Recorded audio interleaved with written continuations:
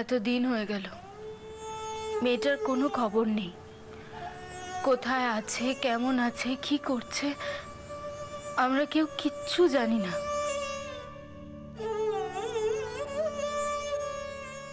আর কতদিন এভাবে পিমনিকে মিথ্যে কথা বলবো বলো তো?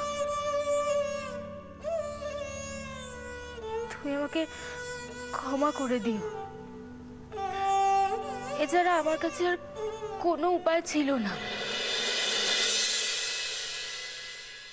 একদিকে পিমনির ফিউচার আর অন্যদিকে কুসুমকে নিয়ে টেনশন।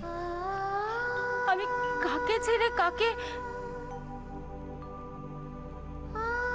সত্যিটা আড়াল করা ছাড়া আমার কাছে আর কোনো উপায় ছিল না।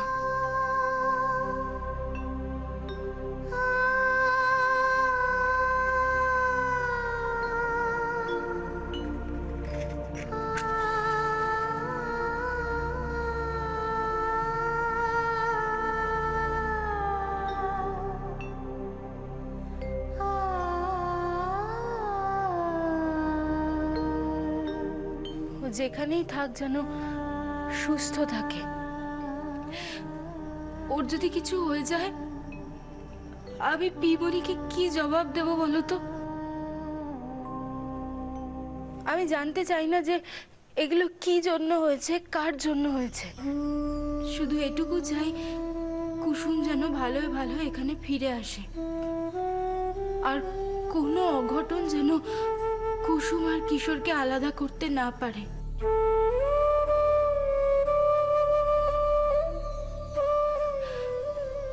ওদের তুমি মঙ্গল করো।